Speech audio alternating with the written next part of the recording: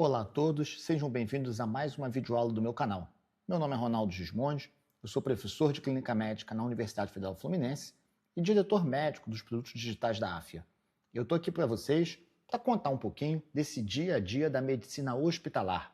Você que está na enfermaria, que passa a visita, que dá plantão e principalmente ajudar o médico que está se formando ou acabou de se formar, está começando a residência, a conseguir colocar na prática tudo aquilo que aprendeu. Você já sabe, já estudou para residência ou está estudando, tem aquilo tudo na cabeça, mas ainda falta um tempo de dia a dia para saber como saber fazer, botar aquilo para fora para você poder atender melhor as pessoas. E essa aula é dedicada ao raciocínio clínico. Então, nós vamos receber uma paciente, vamos ouvir, vamos examinar, vamos definir hipóteses diagnósticas, vamos saber escolher os testes mais adequados para esse cenário e, a partir dali, ter uma linha de tratamento. O caso de hoje vai falar sobre linfadenomegalia ou adenomegalia, esplenomegalia e perda ponderal. Vamos lá. Então, nós vamos trabalhar com uma mulher de 47 anos, que trabalhava na indústria petrolífera e ela é da área urbana do Rio de Janeiro. Ela procura a gente ambulatorialmente e é internada para investigação. Ela conta que nos últimos meses perdeu cerca de 15 quilos.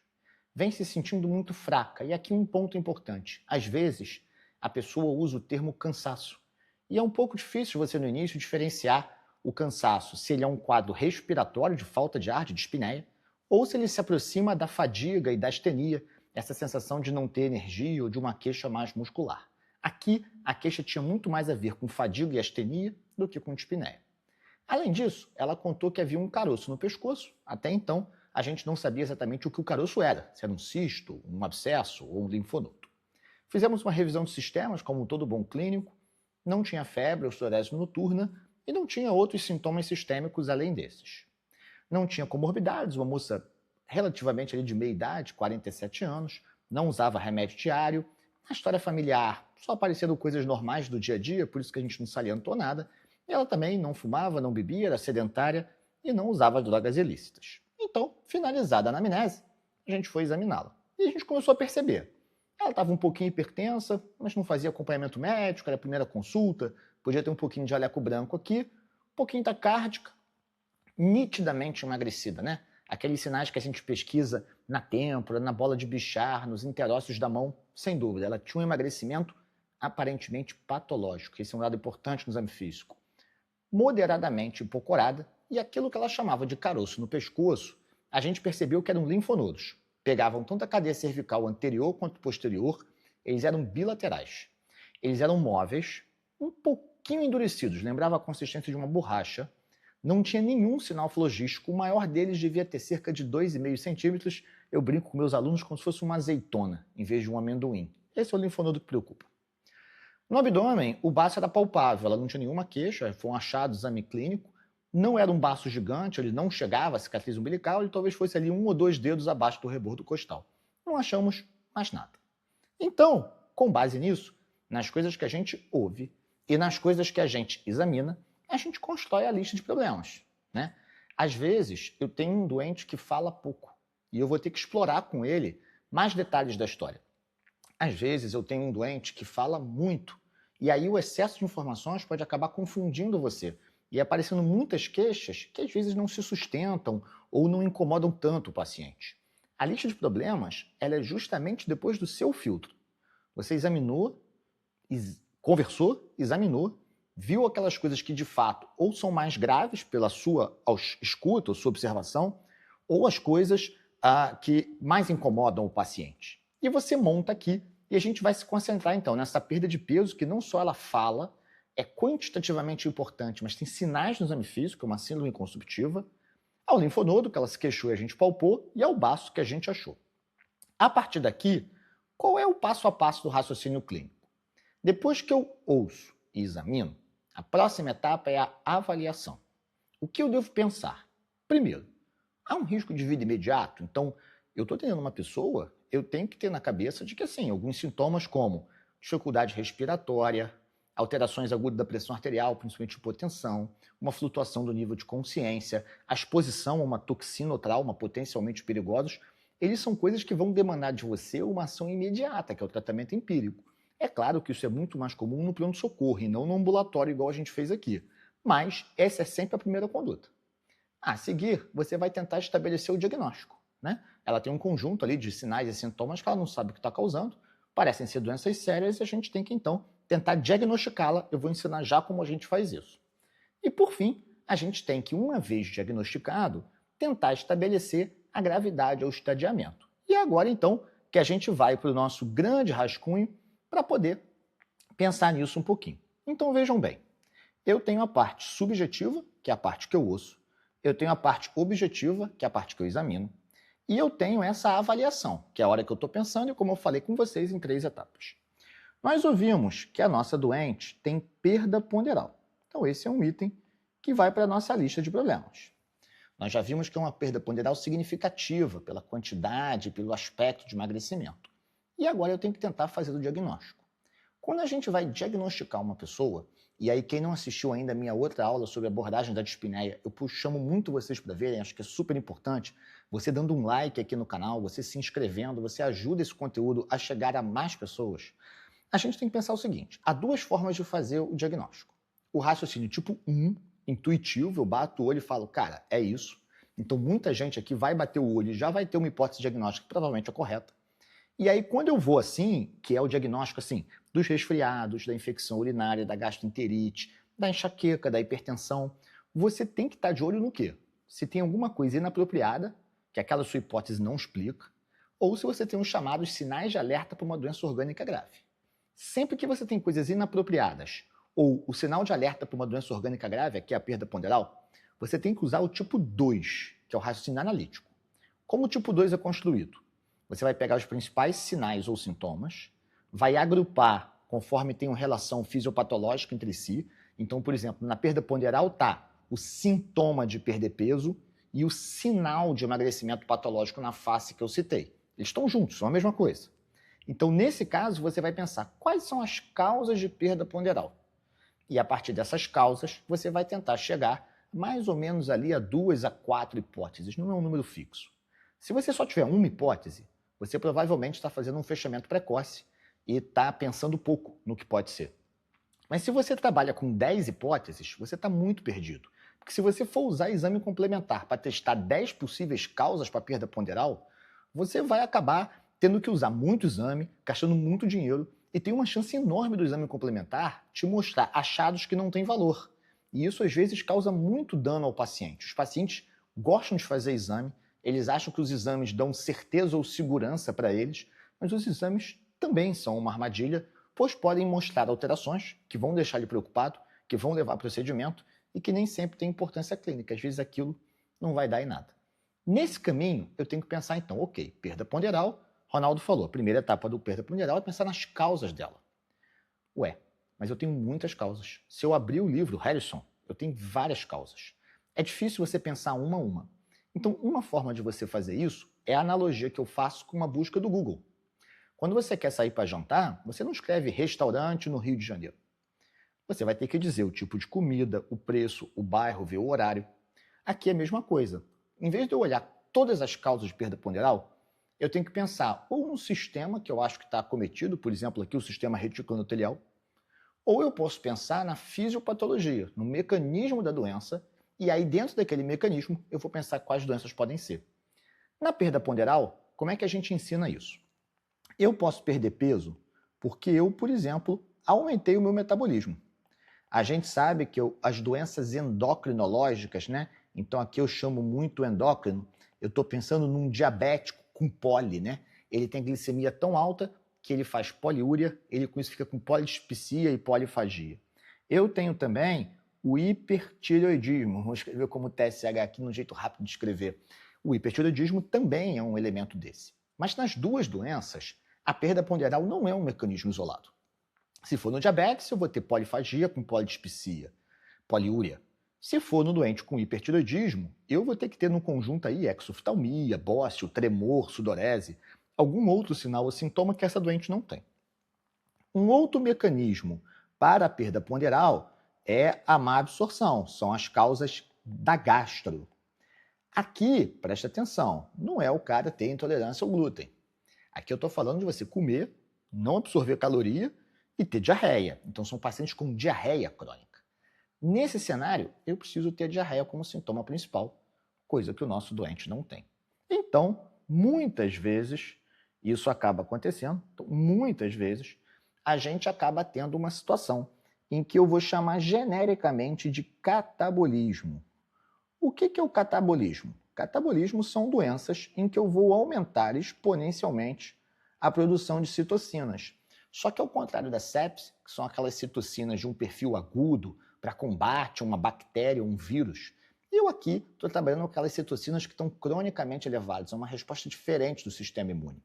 Ela vai levar à redução da produção de albumina, que é o nosso hormônio anabólico, e ela vai aumentar tanto a produção de globulina quanto das chamadas proteínas de fase aguda. É a proteína C reativa, é a ferritina, é a interleucina 6. E isso, no longo prazo, vai fazer com que a velocidade de hemossedimentação aumente. Quais são as doenças que, dessa forma arrastada, subaguda para crônica, cursam com catabolismo? A gente sabe que as neoplasias malignas fazem isso bastante. Sejam as neoplasias sólidas, sejam as neoplasias do grupo da hematologia. Eu também sei que algumas infecções fazem isso, mas aqui não são as infecções agudas que a gente está acostumado a ver dando sepse. Eu aqui estou com outro perfil de infecção. Eu tenho a tuberculose, e eu tenho as diversas formas de abscesso ou supuração. Eu tenho alguns fungos fazendo isso. Eventualmente, uma doença autoimune ou uma doença inflamatória, que eles chamam de autoinflamatória, também podem ocasionar perda ponderal. Já é menos comum nelas a perda ponderal vir de forma isolada. Em geral, você vai ter febre e vai ter um sinal ou sintoma de algum órgão onde o sistema imune está atacando. Eventualmente, em alguma vasculite, por exemplo, antigamente chamada de Wegener, você pode pegar pouco sintoma respiratório com muita perda ponderal, mas não é o mais comum. Agora que eu já comentei com vocês que, olha, não parece ser diabetes, não parece ser hipertiroidismo, não tem diarreia, eu tenho que pensar em neoplasia, infecção e doença autoimune. Para a doença autoimune, eu tenho um dado contra. Ela é epidemiologicamente a mais rara das três. Segundo, as doenças autoimunes têm seus órgãos de predileção, né? O sistema respiratório, a pele e as articulações. Se for vasculite, as neuropatias do sistema nervoso, a lesão renal, né? São todas lesões típicas de doença autoimune. Ele não tem nenhum sinal ou sintoma disso. Existem doenças autoinflamatórias que dão adenomegalia? Existem, mas elas são muito raras. Então eu diria que essa hipótese aqui ela é pouco provável. Nós vamos trabalhar principalmente com as hipóteses de infecções e neoplasias. O que fala contra a infecção? A gente sabe que a maioria das infecções crônicas dão febre. Aqui, especificamente, seria aquele padrão de febre prolongada, que muitas vezes cai na definição de febre de origem obscura. Quando o doente não mede a febre, ele eventualmente se queixa de sudorese noturna, aquela que molha a cama ou depois de um mal-estar e tomar um antitérmico, como por exemplo a dipirona. Esse doente não tem. Por isso, se a gente fizer aqui um esquema bonitinho, eu gosto muito de usar probabilidade. Eu diria que a probabilidade de neoplasia, cruzes, é maior do que a probabilidade de infecções. Pode ser infecção? Pode. Mas neoplasia é uma probabilidade melhor. E aí eu tenho dois tipos de neoplasia. Eu tenho as neoplasias sólidas, onde eu tenho os carcinomas e os sarcomas, e eu tenho as neoplasias hematológicas, onde eu tenho as leucemias e os linfomas. E agora eu tenho que começar a pensar nessa moça de 47 anos, qual desses pode ser. Eu começaria dizendo que leucemia é menos provável.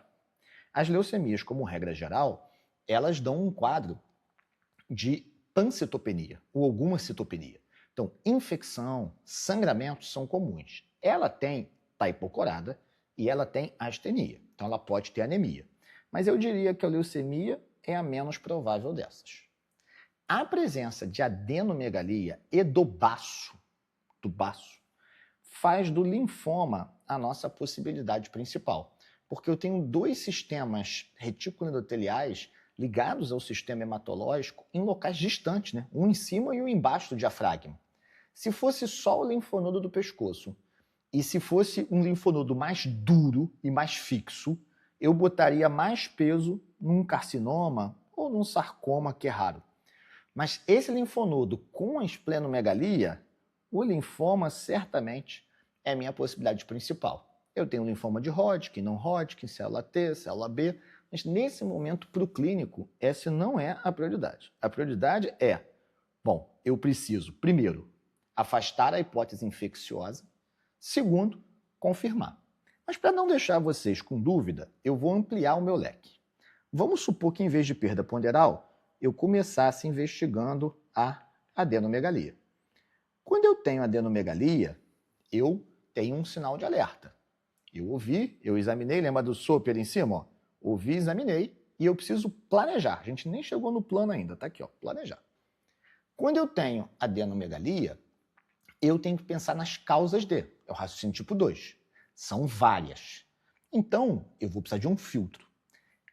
O próprio linfonodo é um ótimo filtro. Um deles, por exemplo, é saber se a adenomegalia é localizada ou se ela é sistêmica. As causas são diferentes. Um outro é a característica palpatória, né? A gente tem a adenomegalia com um sinal flogístico, a gente tem a adenomegalia fixa e dura, e a gente tem a adenomegalia móvel e elástica.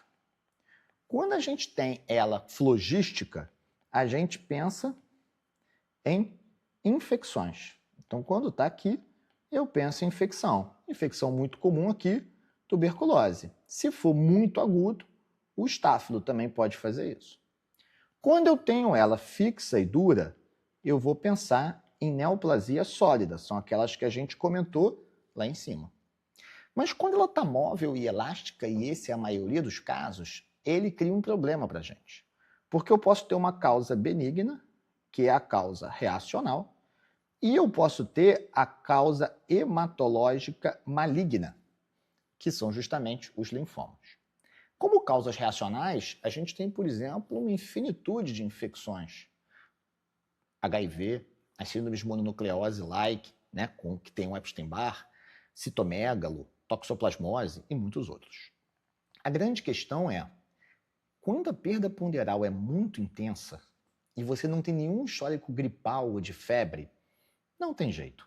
A hipótese de hemato maligno se torna muito maior que o reacional, inclusive a ponto de você talvez nem precisar das sorologias. Se você ficar encucado, você vai pedir.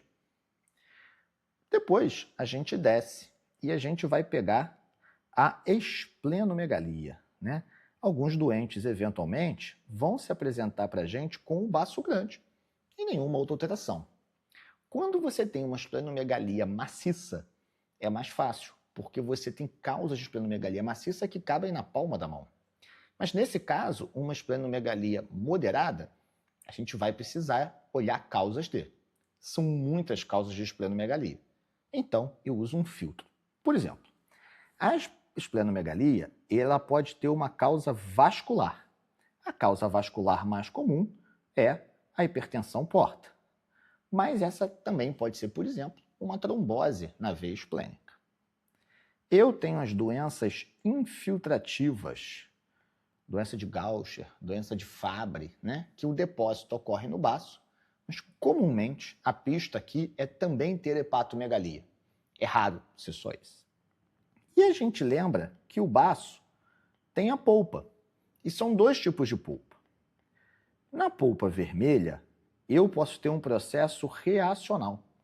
O paciente tem uma anemia muito intensa e o baço e o fígado reagem como produção extramedular. Mas eu tenho a polpa branca. E essa polpa branca, ela pode ser chamada e replicada e se tornar reacional tanto quando eu tenho um quadro reacional, quando eu tenho uma neoplasia hematológica, um linfoma. E é aqui nessa polpa branca que ela se torna semelhante, ela vai lembrar para a gente aquela colocação que a gente fez ali em cima. Por uma causa infiltrativa, o doente está emagrecendo muito, né? Na doença infiltrativa, eu teria baço e fígado grande, desconforto por eles estarem grandes, mas eu não teria perda ponderal, nem febre. Na causa vascular, faltam outras pistas, né? Falta hemorragia digestiva de varizes, falta circulação colateral, falta CIT. Então, aqui embaixo, a gente acaba pensando muito nisso. Eu até posso ter uma alteração reacional, o doente parece estar anêmico. Eu posso ter um sistema de polpa branca, né, os linfócitos reagindo a uma infecção sistêmica, mas com tanta perda ponderal, o linfoma se torna meu inimigo muito do 1. E aí, com isso, a gente chega num estágio aqui em que, se vocês vão reparar aí na tela, vocês têm 3 grandes problemas clínicos, perda ponderal, adeno e espleno, e que nos 3, o que justificaria os 3 ao mesmo tempo, seria principalmente uma neoplasia maligna. Então, no caso aqui, um linfoma. Se essa é a minha hipótese, eu já tenho como traçar um plano. Como que eu saio da avaliação para o plano? Eu tenho que pensar, o que eu quero fazer, qual é o benefício disso? Qual é o risco? Quanto isso custa? E isso está disponível onde eu estou trabalhando? O plano, ele pode ser, eu vou observar o doente e vou ver no que vai dar. O doente vai ficar bom, por exemplo, é um resfriado. Eu posso simplesmente, ouvindo e examinando, definir um diagnóstico e passar um tratamento. Cistite, gastroenterite, a pessoa vai ficar boa. Mas eu não estaria aqui no YouTube só por conta disso, né? Eu estou aqui com vocês porque eu quero ensinar vocês a investigar. Então, a partir das hipóteses diagnósticas, escolher exames de laboratório e exames de imagem que vão ajudar a gente em, primeiro lugar, pergunta número 1. Isso é um linfoma? Essa é a pergunta número 1. Pergunta número 2. Eu tenho algum sinal de infecção? Né? Seja local, seja reacional. Então, será que isso não é um linfoma? Isso é uma infecção? Pergunta número 3, um pouquinho mais longe, eu posso dar uma olhadinha na polpa vermelha do paciente. Mas, predominantemente, minha pergunta é linfoma. Se o meu problema 1 é linfoma, acho que eu vou deixar o vermelho para ficar mais bonito. Se o meu problema número 1, eu vou botar aqui, se o meu problema número 1 é a hipótese de linfoma, para eu saber se é isso, eu preciso de biópsia. Então eu sei que seja lá o caminho que eu pilotar aqui no meio, né, entre a avaliação e o plano, eu sei que no final eu vou ter que biopsiar. Mas a gente raramente biopsia direto, até porque a gente precisa conhecer a relação do que eu estou palpando com as estruturas vasculares, para evitar complicação. E eu sempre vou biopsiar aquilo que é mais fácil. Então, o baço sangra, a gente normalmente não biopsia baço. Se vai catucar o baço, a esplenectomia. Não faz sentido você fazer isso se você tem um linfonodo superficial. Então, aqui é uma biópsia do linfonodo cervical. E eu agora preciso escolher exames de sangue e de imagem que sejam benéficos, que me ajudem a chegar nessa hipótese e afastar as outras, que sejam disponíveis e que não agreguem muito custo ao que eu estou fazendo. Então, por exemplo, se eu estou pensando em infecção, eu já sei que hemograma é útil, proteína C reativa e VHS, o PCR mais quando é uma infecção aguda, o VHS começa a me ajudar muito nessas infecções crônicas, olha o VHS ali em cima no cantinho da tela. E das infecções crônicas, a gente já viu que o tuberculose fica aparecendo. Então, uma hipótese é saber a seguinte, será que eu tive contato com o BK? Então, o PPD e o IGRA, eles não são para diagnóstico de tuberculose. Mas eles marcam contato. Num doente que não está imunossuprimido, ele negativo te deixa ali com o pé atrás se tuberculose é realmente a causa. Agora, se o doente é imunossuprimido, não vale de nada, tá? Então, essa é uma possibilidade, tá? Ele não tem sinal e sintoma em lugar nenhum. Então, para eu catucar mais tuberculose, para eu pensar em abscesso, eu vou precisar de uma imagem. A gente sabe que o raio-x, ele não é legal para ver baço linfonodo. Ele não tem uma resolução boa. Mas o ultrassom é passível. Ele é melhor na região cervical, mas ele serve para ver fígado e baço. Porém, é muito provável, e isso quase sempre acontece quando eu penso em neoplasia, que eu vá ter que evoluir para uma tomografia. Porque a tomografia, ela me mostra uma relação melhor dos planos anatômicos. Ela mostra o interior do linfonodo, por exemplo, se tem necrose ou não. e ela é a única capaz de ver os linfonodos no mediastino e no reto peritônio com acurácia. Então eu posso começar com ultrassom. Academicamente ele é menos invasivo e menos perigoso.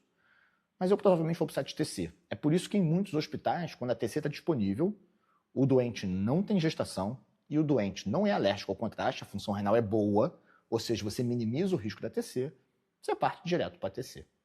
Então a gente agora, a essa altura, a gente tem o chamado plano terapêutico. Eu já sei o conjunto de exames que eu preciso. Esses exames vão me aproximar da hipótese de linfoma, se for, e vão me ajudar a afastar a hipótese de tuberculose, que é o meu plano B. Bem aqui, eu primeiro começo com esses aqui e eu depois, num segundo momento, vou fazer a biópsia. Lembrando que biópsia em suspeita de linfoma tem que ser uma biópsia excisional. E agora eu vou voltar então com vocês para os slides para mostrar justamente o desfecho disso tudo, né? A gente agora pensou, raciocinou, mas qual é o desfecho? Então, aqui tem algumas dicas, é só para você guardar, se quiser pausar a tela para ver. São coisas importantes que a gente tem que fazer numa anamnese, né? Eu preciso saber do contato para tuberculose, essa doente não tinha. A história ocupacional dela, o benzeno, é tóxico para a medula, mas lembrando que ela não tem infecção de repetição, ela não tem sangramento, então só se fosse uma anemia aplásica, pode acontecer, é um ponto de alerta. No exame clínico, o grande lance é esse linfonodo, em que eu penso em malignidade da hemato, tá? Não é da onco, é da hemato, até por estar anêmica, por estar hipocorada. E eu tenho que diferenciar de um processo reacional ou de uma tuberculose, que é o grande diagnóstico diferencial, como eu mostrei para vocês, tá? Então, o linfonodo, que é a grande alteração, ele vai ser esse meu guia. Linfonodos duros e fixos, eu penso em neoplasia sólida, quente, doloroso, flutuante, infecções, tuberculose muito aqui, mas pode ser estáfilo. Agora, quando o linfonodo é reacional, eu fico sempre na dúvida se é reacional a uma infecção sistêmica ou se eu estou com uma doença da polpa branca, né? Eu destaco aqui para vocês alguns sinais de alarme para malignidade. Então, quando a gente está com adenomegalia, esses são sinais e sintomas de alarme. E lembrar do diagnóstico diferencial, do diagnóstico Miami, para sempre que você tem adenomegalia. M de malignidade, I das infecções que mais dão adenomegalia, A de doença autoimune, bem mais raro, M de miscelâneas, aquelas doenças infiltrativas como Castleman, sarcoidose, que curte, né, autoinflamatórias, e eventualmente uma doença iatrogênica que a gente pode ter a chamada doença do soro, depois da exposição de certos fármacos. Esse diagnóstico diferencial envolve o linfoma, número 1, a leucemia linfocítica correndo atrás, ela está em terceiro lugar, mas as infecções são aquele must not miss, né? Até porque eu aqui vou imunossuprimir, então eu preciso ter certeza que esse quadro não é infeccioso, tá? Aqui estão as causas mais comuns de esplenomegalia, eu já passei para vocês, né? A gente tem as causas vasculares, a gente tem as causas infiltrativas e a gente tem tanto as reações da polpa branca quanto as reações da polpa vermelha. E a gente agora, então, vai para os exames, né? A gente vai fazer a avaliação do exame de sangue, com foco no hemograma e no marcador inflamatório. A gente vai pedir sorologia para excluir as infecções secundárias e a gente vai fazer uma imagem. O ultrassom tem valor na região cervical e para ver fígado e baço, mas se você tiver a TC disponível, você vai precisar dela para poder fazer a biópsia excisional, tá? E aí vem o resultado, né? O que a gente está vendo aqui? Toda vez que chega um resultado, eu vou seguir o mesmo processo que eu fiz com os sinais e sintomas.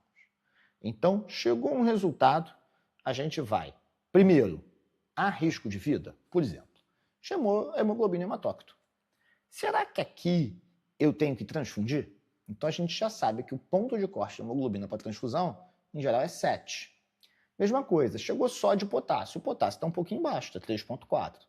É um sinal de alerta? Ele pode morrer com esse potássio? Provavelmente não. Essa é uma alteração leve. O primeiro passo é saber se é uma coisa grave que eu tenha que atuar agora, risco de vida.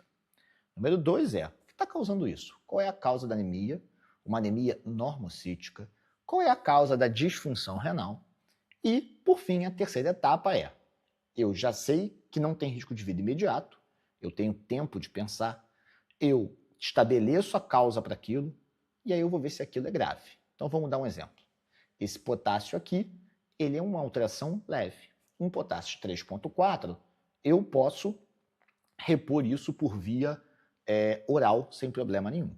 E aí, uma dica importante, voltando aqui para o nosso esquema visual, é o seguinte: quando você está avaliando o doente, você foi colocando ali perda ponderal, adenomegalia, esplenomegalia. À medida que o laboratório sai, você vai colocar aqui ó, a bolinha, anemia, normocítico e normocrômica, potássio de 3,4, azotemia renal. E para cada um desses sinais e sintomas, a gente vai fazer uma investigação de qual é a causa e da possível gravidade. Então, a gente tem um pouquinho de alteração inflamatória, as plaquetas são normais, o leuco é normal, tem anemia. Tem um VHS super alto. Repara como o VHS está desproporcional à proteína C reativa. Em algumas causas de catabolismo, né, como eu mostrei para vocês, ó, algumas causas de catabolismo que estão aqui, ó, a gente tem esse fenômeno, né, que é o fenômeno do VHS muito alto, muitas vezes acima de 100. E eu tenho uma azotemia com cálcio elevado. Então eu volto para cá, não é só o potássio alto, eu tenho também uma hipercalcemia. E eu vou ter que investigar por que disso. Porque eu tenho anemia, porque o potássio está baixo, porque eu tenho azotemia renal e porque eu tenho hipercalcemia. Depois que eu investigar a etiologia, eu vou ter que ver a gravidade, ou seja, o quão alterado aquilo é, porque aquilo vai para mim. Então, se a gente botar o esquema aqui em cima, a gente bota assim: será que tem risco de vida? Qual é a etiologia? Qual é a gravidade? E, em função disso, eu traço o meu plano de ação. Então, por exemplo, a anemia, a gente viu que não tem risco de vida imediato, estava 9 e pouco hemoglobina. A provável causa dela é uma doença crônica. A gravidade dela é moderada e o plano dela, por enquanto, é observar. Com 9,5, a gente não vai transfundir, tá? E assim sucessivamente. Vou seguir adiante. Tem um PTH baixo, isso é super importante na avaliação da hipercalcemia. Uma globulina alta, né? Então, mostrando que ela tem uma inversão albumina-globulina e um cálcio sérico elevado com um pouquinho de proteinúria. Ferritina super alta. A ferritina é uma proteína C de fase, uma proteína de fase aguda, irmã da proteína C reativa, e essa ferritina alta, assim como o VHS alto, assim como a globulina alta, elas vêm das inflamações, né? Então, nesses doentes com inflamação crônica, eu não consigo usar ferritina para cinética do ferro, mas ferritina alta, com saturação acima de 20%, você provavelmente está diante de um padrão de anemia de doença crônica. Então, eu tenho uma anemia, que foi aquilo que eu mostrei para vocês, uma anemia de doença crônica, mas eu tenho que pensar em outras coisas. Eu tenho 2 itens aqui, ó. A hipercalcemia, com PTH baixo, e a azotemia. O que será que está acontecendo para esse doente estar assim, né? Por que ele evoluiu com isso? Então, quando a gente vem aqui para o nosso slide de estudo, né?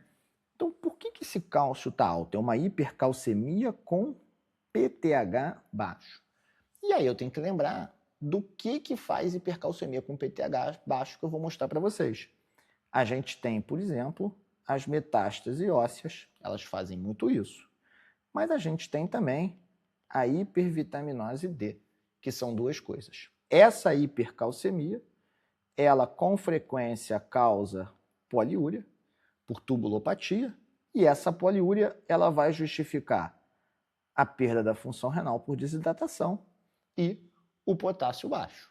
Então, eu preciso saber agora se eu tenho metástase, lembra que câncer é uma possibilidade, ou se eu tenho hipervitaminose D, lembrando que a doente não fazia reposição.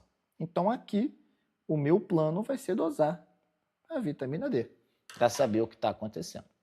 Então, seguindo adiante nessa investigação, a hipercalcemia é um PTH suprimido, eu tenho que pensar em causas PTH independentes, eu tenho as metástases ósseas e eu tenho o excesso de vitamina D, ou porque eu tomo, ou porque eu tenho uma doença granulomatosa. Por exemplo, na sarcoidose, isso pode acontecer.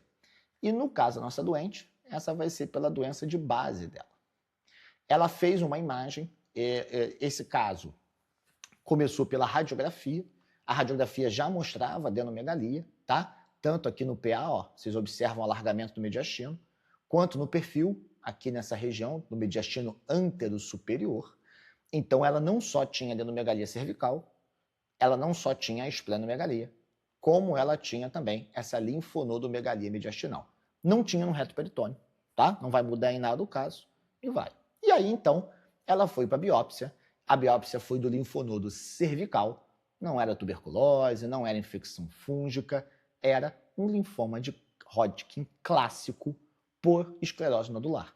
E, fazendo associação com a hipercalcemia, existe o relato do linfoma de Hodgkin produzindo vitamina D e aquilo dando hipercalcemia por um mecanismo PTH independente. Então, nesse nosso doente, o linfoma de Hodgkin clássico, ela não é mais tão jovem, ele acontece muito ali em torno dos 20 anos, mas pode acontecer aos 47. E a partir disso, a gente então foi tratá-la. Com o que a gente tratou ela?